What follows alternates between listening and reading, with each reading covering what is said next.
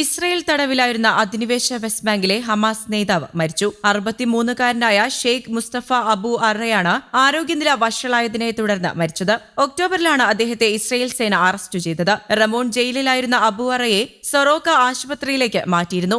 ജയിലിൽ ഇദ്ദേഹത്തെ പട്ടിണിക്ക് ഇട്ടതായും കടുത്ത പീഡനങ്ങൾക്ക് ഇരയാക്കിയതായും പലസ്തീനിയൻ പ്രിസൺസ് ക്ലബ് അറിയിച്ചു.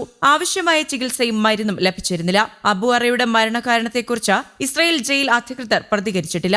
അതേസമയം IDF ഡിവിഷൻ 98 ബ്രിഗിന്റെ നേതൃത്വത്തിൽ ഖാൻ യൂണിസിൽ ഹമാസ് ഭീകരരെ വധിച്ചതായി റിപ്പോർട്ടുകൾ പുറത്തുവന്നിട്ടുണ്ട്. ഒരു ഇടവേളയ്ക്ക് ശേഷം ഇവിടം മറയാക്കിയ ഭീകരരെ വധിച്ചതായാണ് സൈന്യം അവകാശപ്പെട്ടത്. സൈന്യം ഇവിടെ നിന്ന് 14 ആഴ്ചകൾക്ക് ശേഷം IDFും ഷിൻ ബെറ്റ് ഇന്റലിജൻസും പ്രദേശത്ത് പുനഃസംഘടിക്കുകയായിരുന്നു. ഹമാസുകളെ ഇല്ലാതാക്കാനാണ് ഭൂമിക്ക് മുകളിലും താഴെയുമായി ഒരേ സമയം ഓപ്പറേഷൻ നടത്തുന്നത് എന്ന് IDF അറിയിച്ചു. വ്യോമാക്രമണങ്ങളും ടാങ്ക് ഷെല്ലിങ്ങും പുനരധിവാസത്തിന്റെ ഒരു വലിയ ഭാഗമാണ്. ഇസ്രയേൽ വ്യോമസേന ഇതിനകം തന്നെ ആയുധ സംഭരണ കേന്ദ്രങ്ങൾ, ലുക്കൌട്ട് പൊസിഷനുകൾ, തുരങ്കങ്ങൾ എന്നിവയുൾപ്പെടെ 50 ആക്രമണങ്ങൾ ഭീകര ഇൻഫ്രാസ്ട്രക്ചറിൽ നടത്തിയിട്ടുണ്ട്.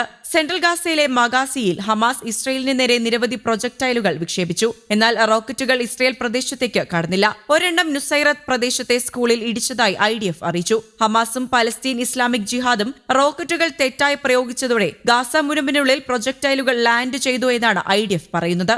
തീവ്രവാദ ഗ്രൂപ്പുകൾ തൊടുത്തുവിട്ട റോക്കറ്റുകളുടെ 5-1 ഗാസയിൽ പതിക്കുകയും പലപ്പോഴും ഗാസൻ സാധാരണക്കാരെ കൊല്ലുകയും ചെയ്യുന്നുവെന്ന് IDF മുൻപ് പ്രസ്താവിച്ചിട്ടുണ്ട്. നിലവിൽ വടക്കൻ ഗാസയിൽ IDF സേനയില്ല. ജനുവരി പകുതിക്ക് ശേഷം വടക്കൻ ഗാസയിൽ നിന്ന് IDF സൈന്യം 2ാം തവണ പിൻവാങ്ങുന്നത് കഴിഞ്ഞ ആഴ്ചയായിരുന്നു. ഹിസ്ബുള്ള ഗലീലിയെ ആക്രമിച്ചുവെന്ന് IDF പറയുന്നു. 1-ലധികം റൌണ്ട് റോക്കറ്റുകൾ വിക്ഷേപിച്ചു. ഏകദേശം 10ഓളം റോക്കറ്റുകൾ കൂടാതെ ഡ്രോൺ പരമ്പരകളും. കിര്യത്ത് ഷിമോണയ്ക്കും മൊറോണിനും നേരെ തൊടുത്ത റോക്കറ്റുകളോ ഡ്രോണുകളോ വെടിവെച്ചു. പക്ഷേ ചിലത് കടന്നുപോയി, മറ്റുള്ളവ പൊട്ടിത്തെറിച്ചിട്ടുണ്ട്. കുറച്ചു ദിവസങ്ങൾക്ക് ശേഷം ആദ്യമായി കാര്യമായ തീപിടുത്തത്തിന് കാരണമായിട്ടുണ്ട്. സമീപ മാസങ്ങളിൽ റോക്കറ്റുകളുടെ ഫലമായി ഉണ്ടാകുന്ന അല്ലെങ്കിൽ ഷോട്ട് ഡൌൺ റോക്കറ്റുകളിൽ നിന്നുള്ള സ്ഫോടനങ്ങളുടെ എണ്ണത്തിൽ വർധനവുണ്ടായിട്ടുണ്ട്. കഴിഞ്ഞ രാത്രി മുതൽ പകൽ മുഴുവനും ഹിസ്ബുള്ളയ്ക്കെതിരെ IDF നിരവധി റൌണ്ട് ആക്രമണങ്ങൾ നടത്തി. 2 കമാൻഡർമാരെയും കൊലപ്പെടുത്തിയതായി സൈന്യം അവകാശപ്പെട്ടു. കൂടാതെ ഹിസ്ബുള്ളയുടെ ഏറ്റവും സെൻസിറ്റീവ് ആസ്ഥാനമായ ലബനീസ് വ്യോമാതിർത്തിയിൽ ആധിപത്യം സ്ഥാപിക്കാനുള്ള കഴിവിന്റെ പ്രകടനമായി IDF ബെയ്റൂട്ടിന് മുകളിലൂടെ വിമാനം പറത്തി. അതേസമയം വെടിനിർത്തൽ കരാറിനെക്കുറിച്ച് മൗനം പാലിച്ചും